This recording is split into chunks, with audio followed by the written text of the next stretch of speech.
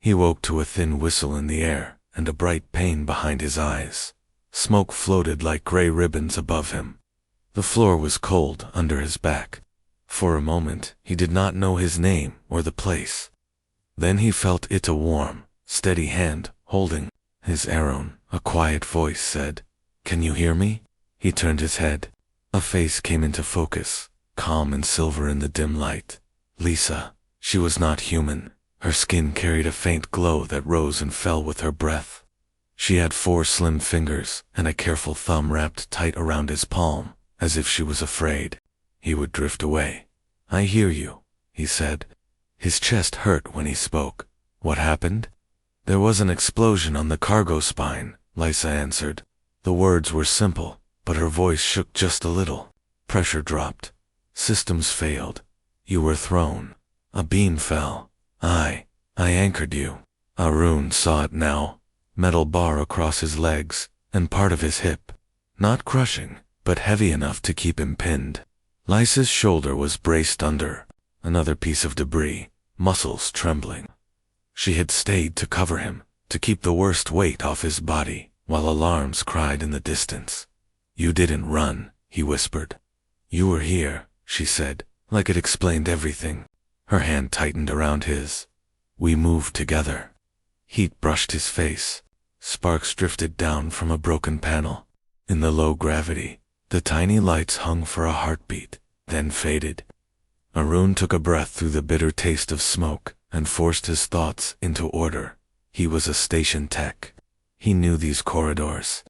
He knew how to push, lift, and fix. He could do those things again. "Okay," he said, meeting her eyes. "On 3. We lift and slide. Ready?" She nodded. He could see fear in her, but also resolve. He set his free hand under the beam across his legs. His body protested. His ribs burned. He counted anyway, steady and clear. 1, 2, 3. They pushed. The beam moved a little, then stuck. Dust drifted. The station groaned deep in its bones. Arun felt his strength fade like a tide. He almost stopped. Then Lisa's thumb brushed his wrist, a small human gesture she had learned from watching the crew for weeks, how they steadied each other with touch. It pulled him back. "Again," he said. They gathered breath. 1, 2, 3. The beam shifted more this time, scraping over the deck. Arun dragged his leg free, then his hip. Pain flared. He swallowed it. Lisa sagged as the weight left her shoulder, then straightened and pulled him up with both hands. He swayed. The world tilted. Her grip did not. They stood together in the broken corridor. The light was sick and red. A slow alarm pulsed from somewhere near the reactor ring. The air smelled like hot metal and burned plastic. Tools and containers had flown everywhere, bumping gently as they drifted in the low gravity. Far down the hall, a door had sealed itself with a heavy slam. The station was trying to save itself. It needed help.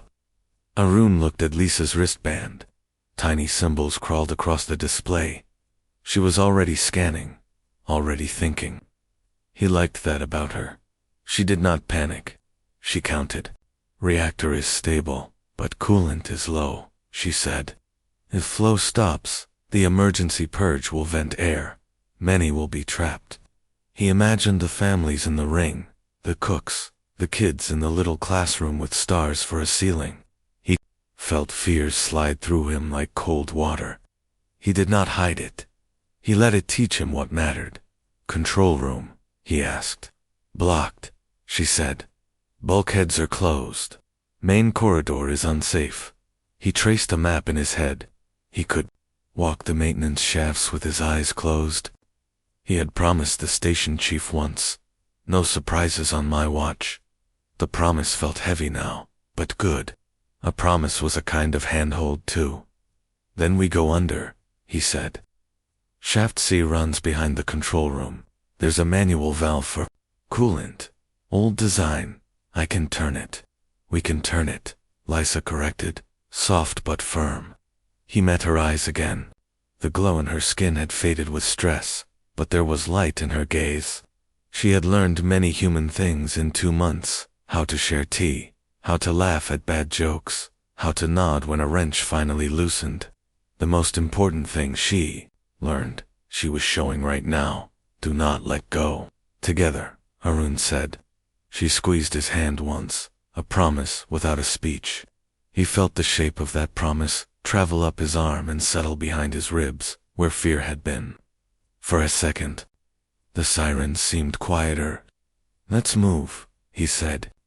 They stepped into the smoke and the pulsing light, feet careful, shoulders brushing, hands still linked. The station groaned again, like a ship turning in a heavy sea. Somewhere behind them, a small voice called out and then fell silent. Lysa looked back. Arun did too. He didn't see the speaker, only drifting dust and a cracked door. They both faced forward again. Faster, Lysa murmured. Faster, Arun agreed. They walked toward the maintenance hatch, 2 small shapes, in a long, dark corridor. It was not courage that filled the space between them. It was something simpler and stronger. A habit, a choice, a human hand in an alien hand, holding on. The maintenance hatch sat low in the wall, half hidden by a bank of scorched panels. A thin red light blinked above it like a tired eye. Arun knelt and spun the round latch. It stuck, then gave with a hard click. Warm air breathed out, smelling of metal dust and hot rubber. Low clearance, he said. We'll have to crawl. Lysa glanced at the narrow tunnel. The glow under her skin had faded to a quiet, silver gray. She did not step back. Crawling is still moving, she replied. Show me the way. Arun slipped inside first. The shaft was a ribbed tube, just wide enough for shoulders. A faint strip of emergency light ran along its ceiling like a weak star path. Lysa followed, close enough that he could feel her breath touch the back of his boot. Their hands were still linked. It made the crawl awkward, but neither spoke of letting go. The touch kept their minds steady, like a knot in a rope. As they moved, the station's sounds changed. The open corridor behind them had been full of echoes and alarms. In the shaft, everything was smaller, the tick of heat expanding metal. The soft rasp of their clothing, the gentle thump of Arun's tools against his belt. He counted brackets to mark distance 1, 2, 3, like he always did on late-night checks. The habit settled him. A square of grate opened to their left. Arun peered through. Below, a classroom floated in dim light. He saw a row of small faces pressed to a sealed window. A teacher stood in front of them, hands raised in a calm, slow rhythm. Breathe in, breathe out. When she spotted Arun, her mouth formed a sound he could not hear. He lifted his free hand, pointed to his eyes, then to his heart, then forward. We see you. We care. We are going. He finished by pointing back the way he came, then down to the floor. Wait. We will return. The teacher nodded. One of the kids waved both hands in a clumsy circle, the sign the cooks used for together. Lysa mimicked the circle back. The moment was small and heavy at once, like a stone you carry because it matters. They moved on. Tell me about this place, Lysa whispered, her voice barely louder than breath. It helps me to know the bones of it. Kestrel, Arun said. She's small, but she tries hard. He smiled a little in the dark. Fuel tanks like big sleeping whales. A glass ring where people watch the stars. Ducks and pipes that complain if you treat them rough. On festival nights, the ring smells like cardamom and engine oil. Music from 3 species fits together somehow. We make it work. I have watched your markets, Lysa said. You bargain with your voices. And with your hands. You pass objects like you pass trust palm to palm. Theli, record everything. We keep memory with eyes. You keep memory with touch.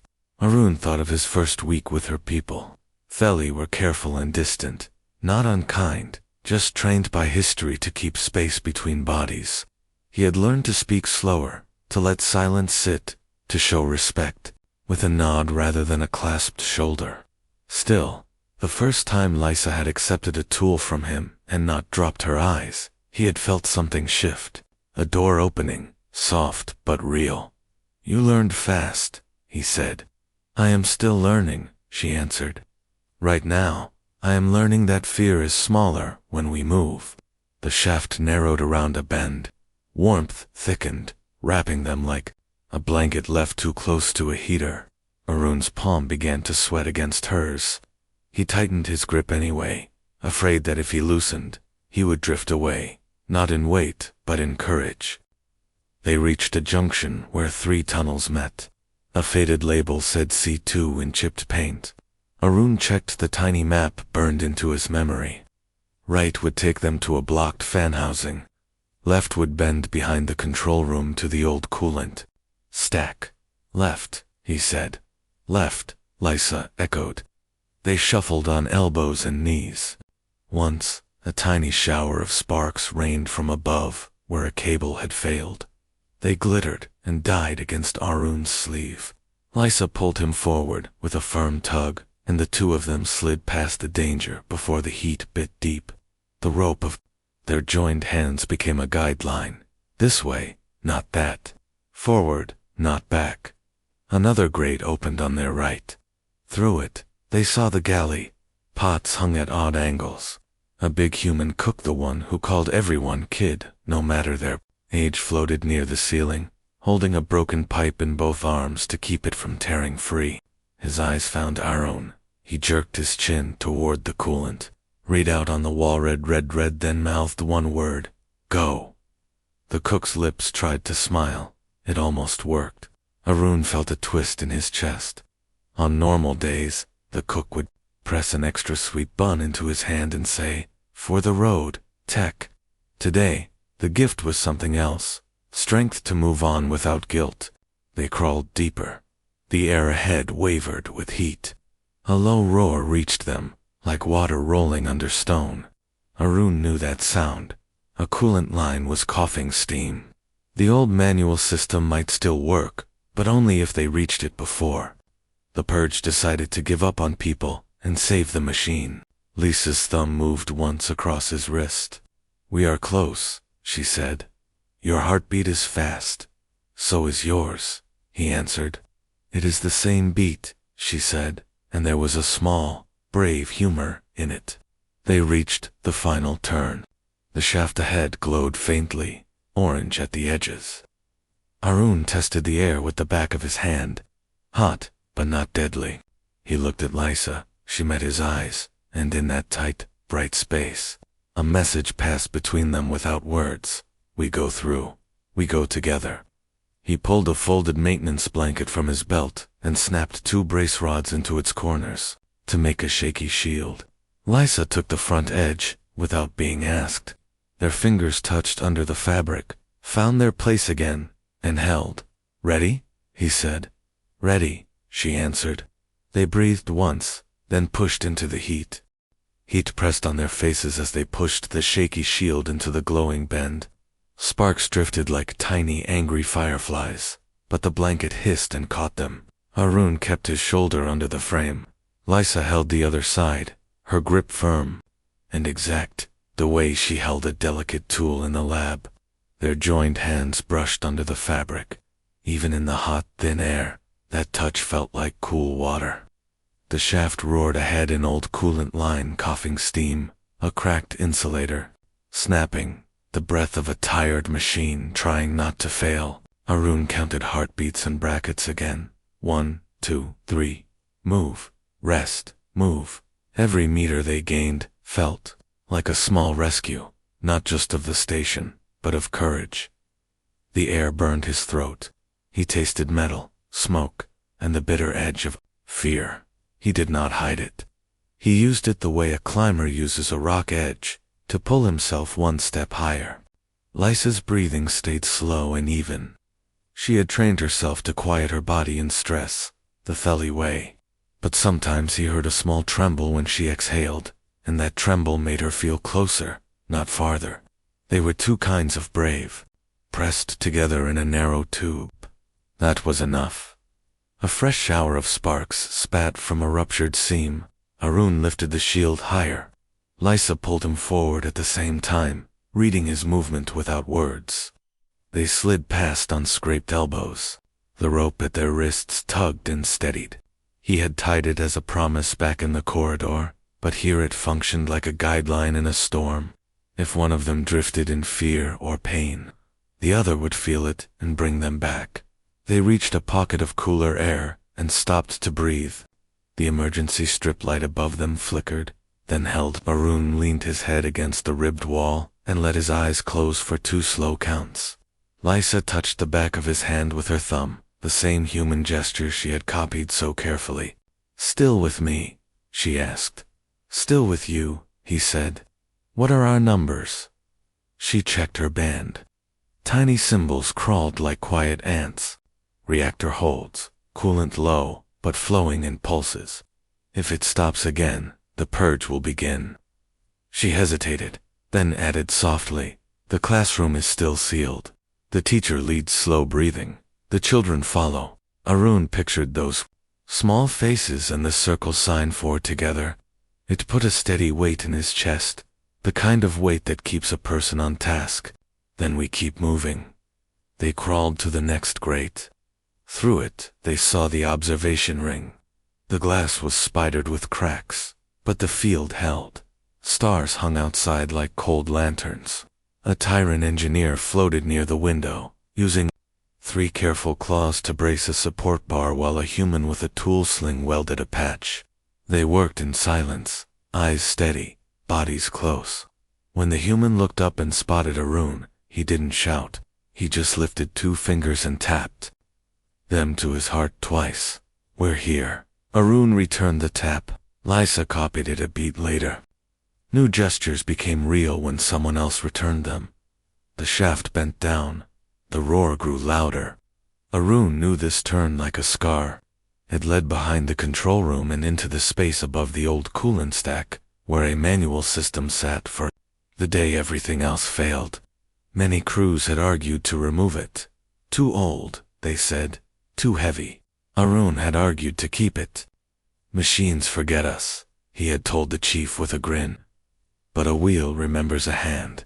"Left again," he said, and Lysa echoed him. Another burst of heat washed over them. Arun's vision narrowed, bright at the edges. For a second, the world felt far away, like a dream slipping off his skin. He almost stopped. Lysa felt it through the rope and did a small, firm tug. "With me," she said. 4 more brackets, then a drop, then we're there. "Copy," he breathed. He set his will on the next bracket, then the next. He did not think about the end of the tunnel. He thought about each movement. That was how he had fixed stubborn bolts and leaky seals his whole life. Not by wanting the job done, but by doing the next turn. They reached the drop, a short slide down a smooth section that funneled heat like a chimney. Arun went first and landed on his hands and knees. The metal burned his palms through thin gloves. He rocked back, hissed, and rolled to his side. Lysa slid after him, controlled and tidy, even in the cramped space. She landed close enough that their shoulders touched. The contact reset his breath. A dark oval waited ahead, a manual hatch. Its handle was pitted and scarred with old use. Arun spun it. It fought him, then yielded with a tired groan. Cool air breathed out. Not much, but different, a grounded machine room smell that always made him feel at home. He pushed the hatch open. The cavity beyond was low and tight, a crawl space under the reactor ring. A rusted wheel set at the far end, set into a bracket with numbers above it. The counter read 900 in blunt, white paint. The sight made Arun's heart stumble, and then steady. He had expected it. Seeing it still felt big. This was the part that hurt. This was the part that mattered. Lysa looked from the wheel to their rope. "We keep this?" she asked. "We keep it," he said. His voice came out rough, but sure. "If I slow, you pull. If you slow, I pull." She nodded. We turned together. Arun crawled in until his hands closed on the metal. It was warm, not scalding, and heavy with years. He set his feet, lifted his chin, and felt Lysa's palm settle between his shoulders, light and steady. The station hummed low around them, like a giant animal trying to sleep through pain. He took one deep breath and turned the wheel. 1, he said. The counter ticked. 900 became 899. The sound was small and clear, like the first drop of rain hitting a dry roof. He smiled through the heat and the ache. Let's make it 0, he whispered. Let's make it 0, Lysa answered, and stayed with him in the dark. Arun crawled into the low cavity until the rusted wheel pressed against his knees. The numbers above it glowed dull white. 900. He placed both hands on the wheel. It felt rough and warm, like a stone left in the sun. Lysa slid in behind him and rested her palm between his shoulders, steady and light. Their wrists were still tied with the short line he had made in the corridor. The knot sat between them like a small promise. He took a slow breath that tasted of metal and heat. He turned the wheel once. It fought him, then gave a small click. 899. The sound was thin but clean. It told him the old system was awake and listening. He turned again. 898. The wheel bit his skin through the gloves. He did not look at how far he had to go. He set his mind on the next turn, then the next, like walking a long road by counting steps. Tell me if my weight helps, Lysa murmured. It helps, he said. It did. Her hand on his back kept his shoulders square. The rope at their wrists kept his mind from slipping into a small, lonely place. He turned again. 897. The crawlspace hummed with the station's bones pipes groaning, a pump coughing, the low drift of air trying to cool the hot places. Sweat ran into his eyes. He blinked it away and leaned into the wheel. 896, 895, 894. The numbers fell like slow rain. To understand humans, I watched your hands, Lysa said softly, almost like a story to a child. You use them to talk, to work, to calm. You knock on metal, to say hello. You clap to say yes. You hold a shoulder to say stay. When I was a child, we were taught to keep our hands near our own bodies. Hands can take. Hands can push. On Kestrel, I learned hands can save. Arun smiled without showing teeth. He did not want to waste breath. But the words went into him and gave him a quieter kind of strength. 893, 892. He thought of his father in a damp basement on Earth, teaching him to turn a stuck valve. Don't fight it angry, his father had said. Feel where it wants to go, then guide it. He eased his grip and found a smoother path through the stiffness.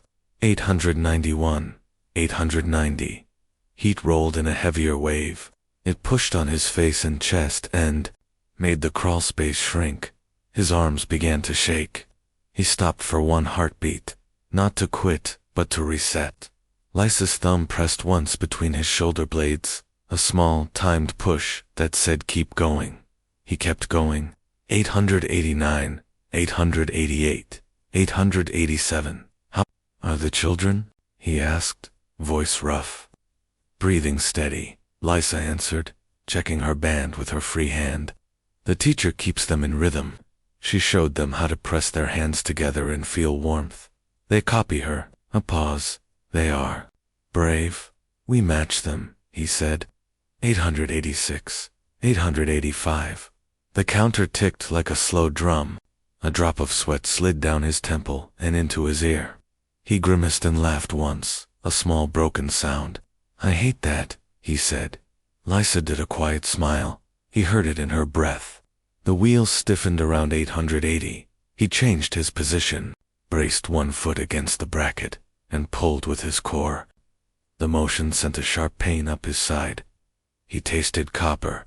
The world flickered bright at the edges. The rope tugged. Lysa pulled once, not to move him, but to remind him he was tied to someone. The flicker faded. He turned again. 879, 878. From Somewhere above, a dull thump moved through the metal like a giant heartbeat. Dust shook loose. The wheel jerked in his hands. He almost lost it. Lysa's fingers spread on his back. "With me," she said, steady and firm. He squeezed harder and brought the wheel back under control. 877. He listened for alarms on her. "Banned. No purge," she said, reading his fear. "Just a seal falling into place." He nodded and kept turning. He found a rhythm. Inhale, pull, exhale, reset. The counter answered him. 870, 865, 860. He did not rush. The wheel punished rushing. With slips that stole strength, he treated it like a stubborn friend, firm, patient, consistent.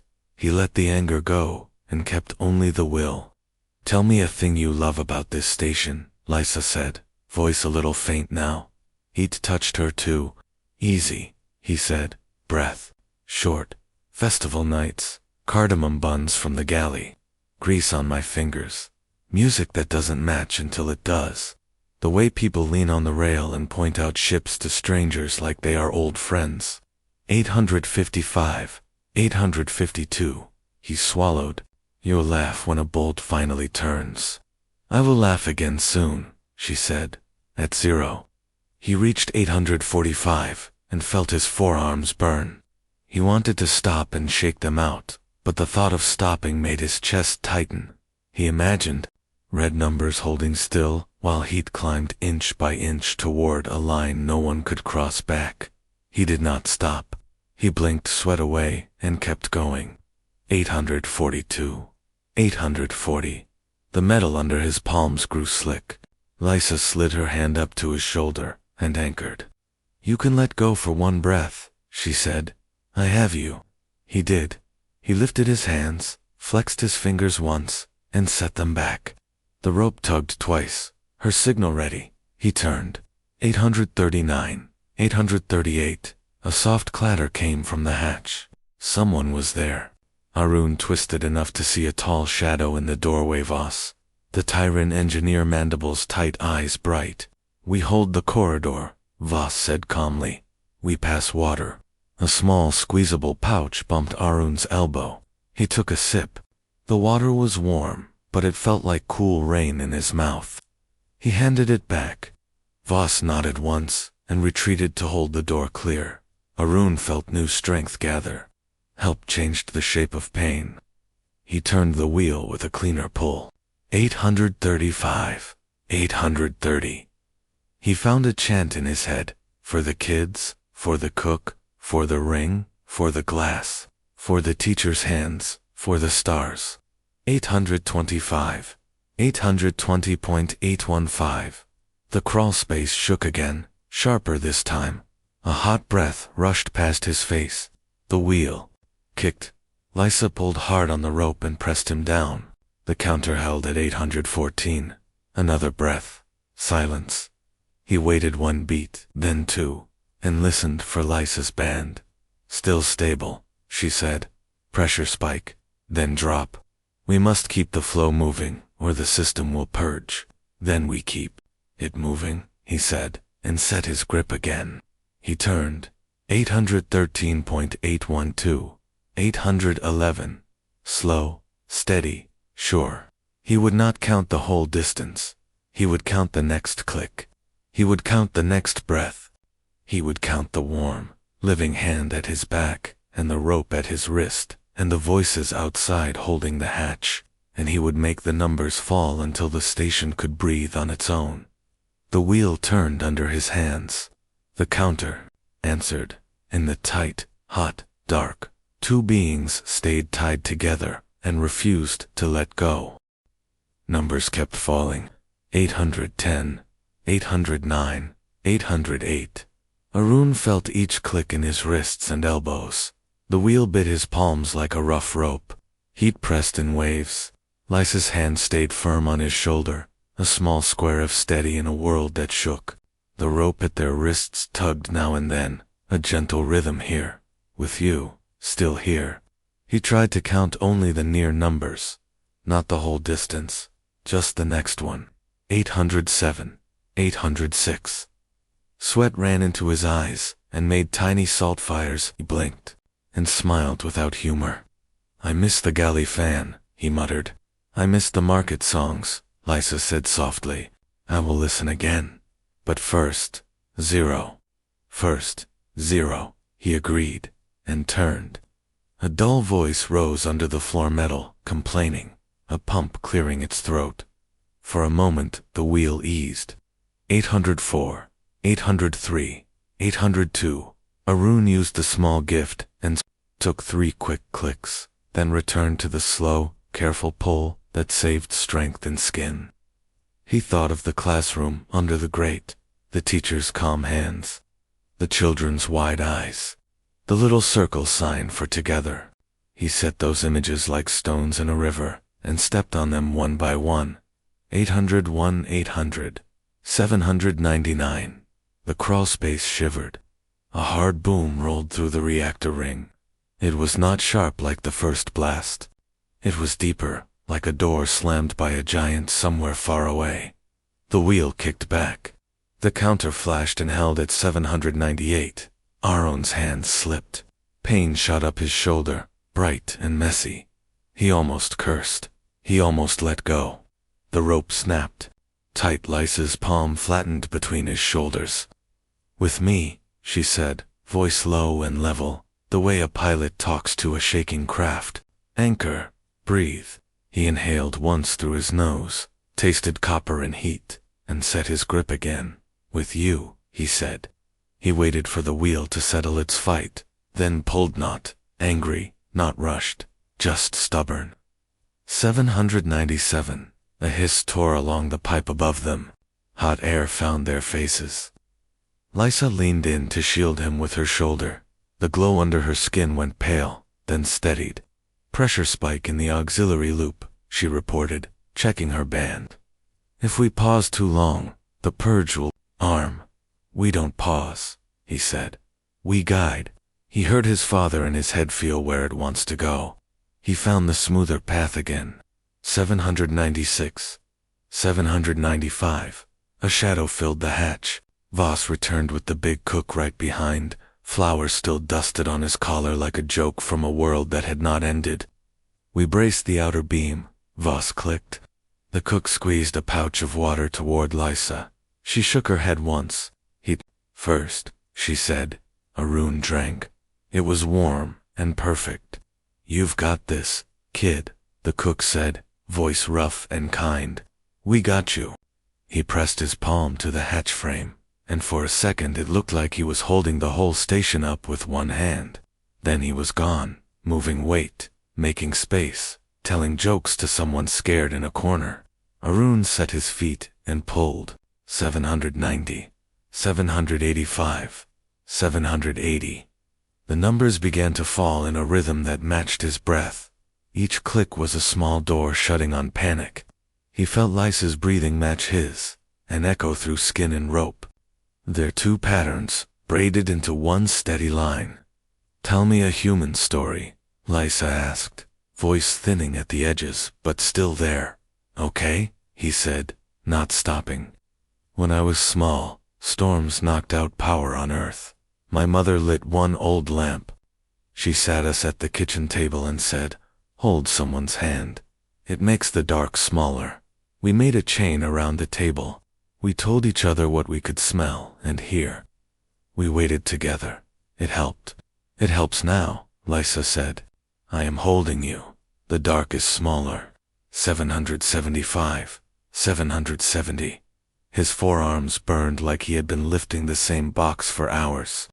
He changed grip, pulling with his core, saving his fingers. The wheel complained in a different voice, then agreed to turn. 768. 765. Heat pulsed again harder, nearer. The emergency strip light flickered. For a heartbeat, black closed over them like a lid.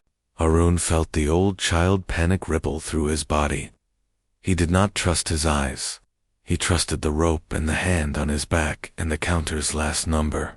764. He spoke the number out loud. 764.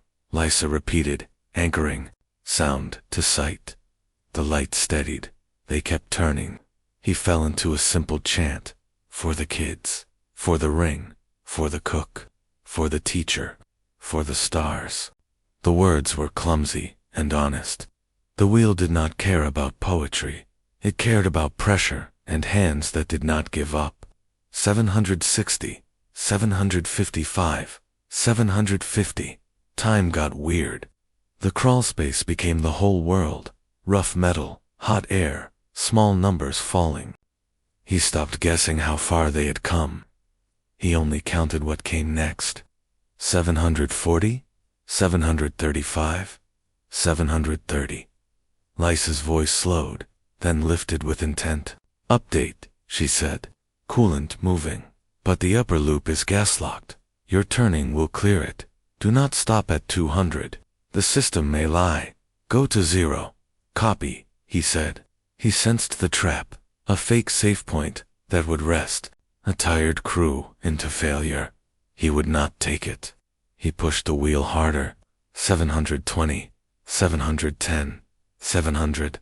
He lost some numbers in sweat and heat.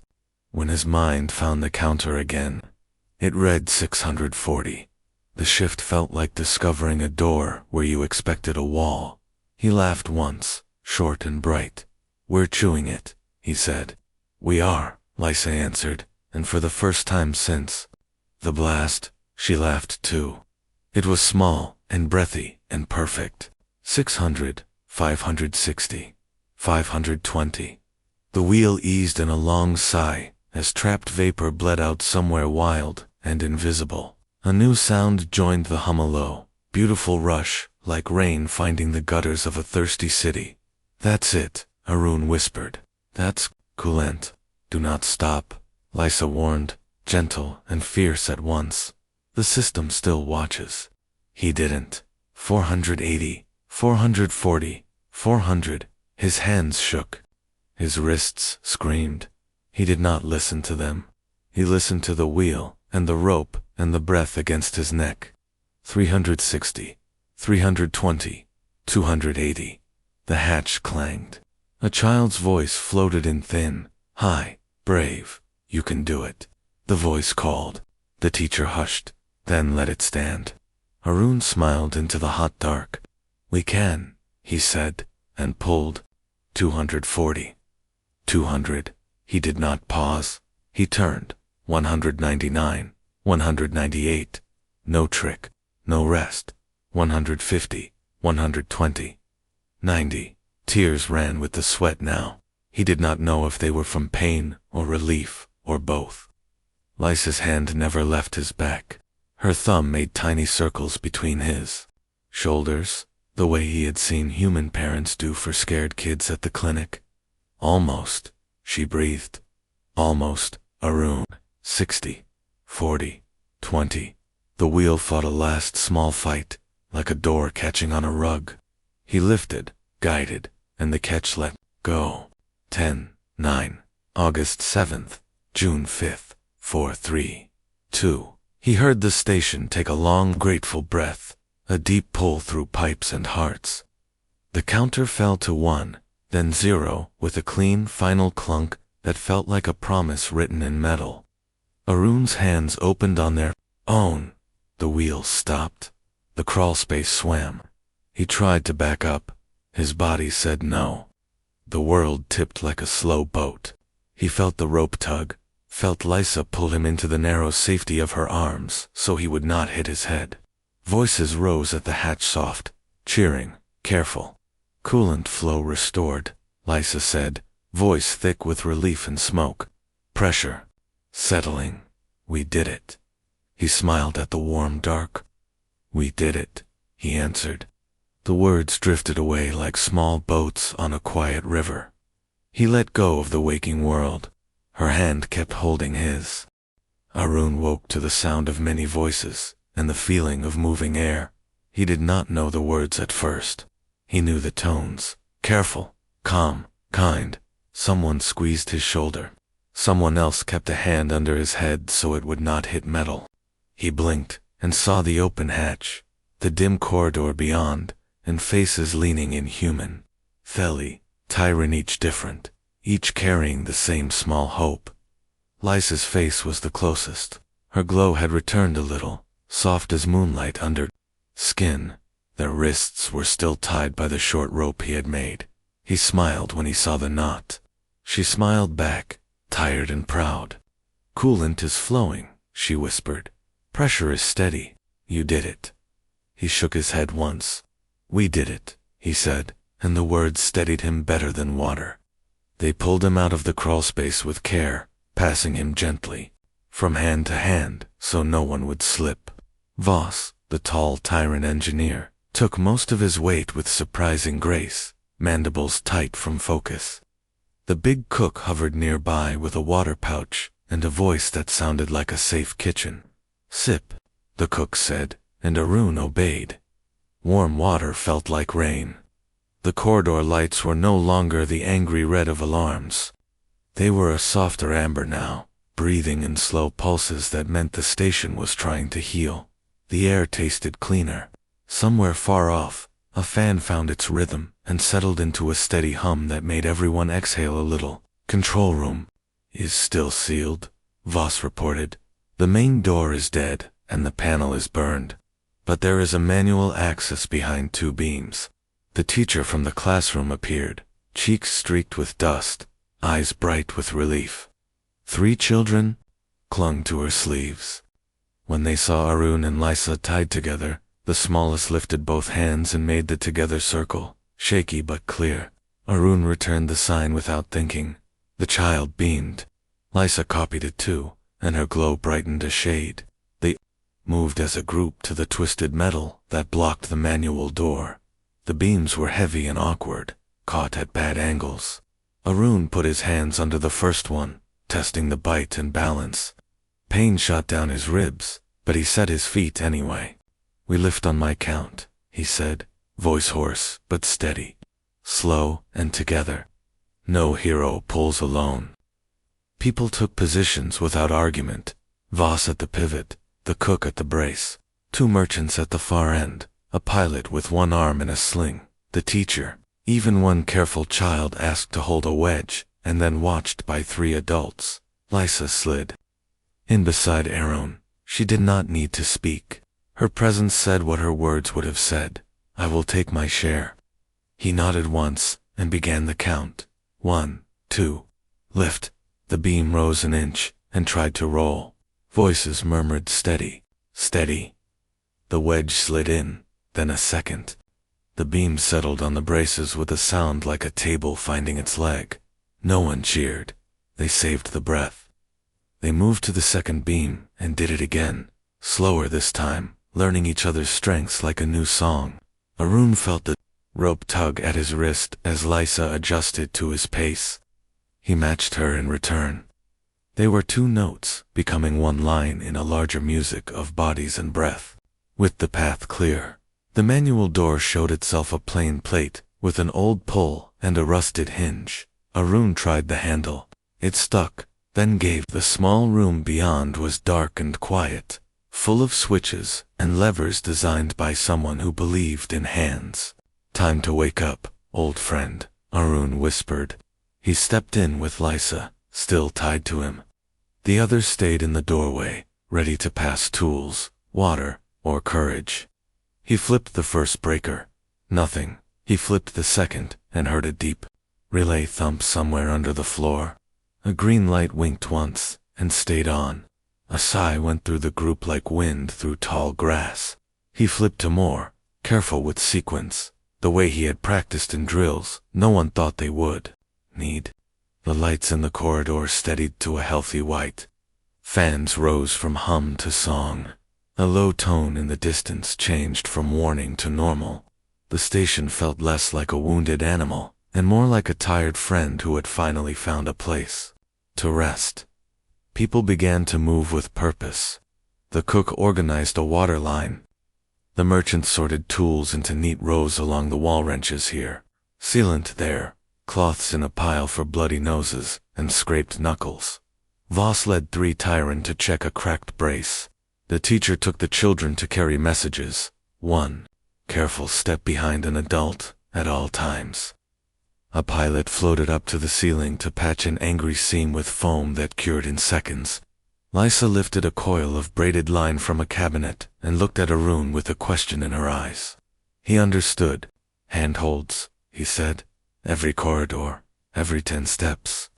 She nodded. They tied the first length right there by the manual door and labeled it in both human letters and Theli script, Lifeline. As they worked, small moments kept happening that made the air feel bigger. A tyrant with trembling claws tried to tie up knot and failed twice. A child showed them how to loop and tuck from a camp lesson and received a formal Tyrene bow that would be told as a family story for years. 2 strangers who had only traded prices in the market before now traded jokes to break fear. Someone started a soft counting chant as they lifted a panel 1 to 3 and everyone joined without planning. The sound pulled them together like a rope. When the last set of switches came up and the control room screens flickered alive, the station's heartbeat finally felt steady. Arun leaned his head against the cool frame of the panel and closed his eyes for one long breath. Lysa's hand slid into his their rope, still tying them in a loop that felt less like restraint and more like truth. "We made a chain," she said softly. "I did not know I needed one until today." He squeezed her fingers. "We all did," he answered. Outside the window, the stars looked the same as before, cold and far. Inside, they did not. Inside, hands had found each other and refused to let go. The station lived because of it, and so did the people in it. Arun lifted his head. "We're not finished," he said, but there was warmth in the words. "We start repairs on the ring. We check every seal. We carry everyone home." Lysa nodded. "Together," she said, and the word felt like a promise the whole station could keep. By the time outside help arrived, Kestrel was breathing on its own. The angry red lights were gone. Fans hummed like calm voices. The glass ring still wore spider cracks, but the field held, and the stars looked close again, as if they had leaned in to listen. Rescue crews floated through the docks with bright packs and steady faces. Medics checked burns and wrapped bruised ribs. Engineers asked for lists, took notes, and nodded at the quick fixes already done. They found something else they did not expect, a new rope running every 10 steps along the corridors, tied by many hands, labeled in human and Theli script Lifeline. "Handhold," a child explained it shyly to a rescuer. "It is for holding when the world shakes." The classroom door unsealed at last. The teacher stepped out with the children in a small line like stars on a string. Some cried when air kissed their faces. Some laughed. One ran to the big cook and hit his chest with tiny fists, angry and grateful at the same time. The cook picked the child up and said, "We held. You held. Good job, kid." The child made the circle sign for together. So did the cook badly, and everyone around them did it too, until the gesture felt like a song. Arun stood nearby, one arm wrapped around his ribs, the other hand still tied to Lysa's with the short rope. Someone offered to cut it. They looked at each other and shook their heads. Not yet. The rope had carried them through heat and fear. It could stay one more hour. Reporters came with small cameras. They did not push people when they saw the dust and the bandages. Instead, they asked simple questions and let simple answers stand. A camera caught the crawl space where the wheel sat at 0, marked with oil and skin. Another caught the line, lifting the heavy beam human hands, Theli hands, careful tyrant claws. People watching on distant stations saw the same thing. Strangers who had become a chain. A message arrived for Lysa from her council. It was formal and polite. It asked what she had learned. She read it, then looked at the rope on her wrist and at the people around her, passing water, tools, and tired jokes. When she answered, she used simple words. "Humans have a saving habit," she said. "When the world shakes, they find a hand." Then they make a chain. It is hard to break a chain. Arun did the quiet jobs he loved. He walked the corridors with new crews, knocked on panels, listened to pipes, and showed where Kestrel liked to be patted when she made a sour noise. He marked 3 leaks with chalk and fixed to himself because his hands wanted to thank the station. He moved slower than usual. Lysa stayed with him, reading numbers, passing tools, learning each squeak and sigh as if she were learning a new language. Sometimes they did not talk. Sometimes they did. Silence and words worked side by side, like 2 people carrying the same crate. There was a memorial at shift change. It was short. No long speech could hold that much feeling. 3 names were spoken. People touched the wall with their fingers and left clean prints in the dust. Arun pressed his palm to each name, one by one. "Thank you," he said. Lysa stood beside him, and in the Theli way, she bowed her head and laid the back of her hand on the wall, sharing her quiet. When it was done, the teacher brought the children to look, to learn the care people showed 2 names. After, the station chief gave a small, tired grin and pointed to the ring. "If you 2 are ready," she said, "let's bring back the view." They went to the observation deck together. The switch was old and heavy, built for hands that mean what they do. Arun wrapped his fingers around it. Lysa wrapped her fingers over his. "On 3, he whispered, smiling at the memory. 1, 2, 3. They pulled. The field flickered, held, and then the cracked glass came alive with a soft, clean glow. The stars sharpened. The room filled with small sounds, breaths, laughs, a child's gasp like a bubble popping. Someone started a careful clap so the noise would not hurt the glass. Others joined. It spread along the ring like a low tide tapping the shore. Only then did Arun take out a knife and slide it under the knot at their wrists. He did not cut the rope in the middle. He cut near the knot and kept it. He pressed the little loop into Lisa's hand. "For your pocket," he said. A reminder. She folded it in her palm. "I will carry it," she promised. "And I will tell this story as it happened, in simple words, so people who are afraid will know what to do. They will know to reach." Messages from other stations began to arrive within the hour. Photos of fresh handholds going up, short videos of mixed crews tying rope, notes that said, "We copied your idea, and we made a chain today." It felt like a quiet wave passing through the dark. When the rescue ship finally undocked, Kestrel did not feel abandoned. It felt awake. It felt held. The crew raised mugs in the galley. The cook put a tray of cardamom buns on the table and said, "For the road," even though no one was leaving. Lysa took one, smelled the spice, and laughed the laugh. Arun liked the one that sounded like relief, dressed as joy. He laughed too, and the sound fit the room like it had always waited there. He looked through the glass at the Star River. He remembered waking in smoke and pain, her hand holding his. He looked around now and saw many hands holding many others, human and not, small and large, new and scarred. It felt like standing inside a bright net, made by care. "Humanity is strong," Lysa said softly. "Humanity is together," Arun answered. Outside, the galaxy stayed wide and cold. Inside, they were warm and close, and the station light shone a little brighter than before.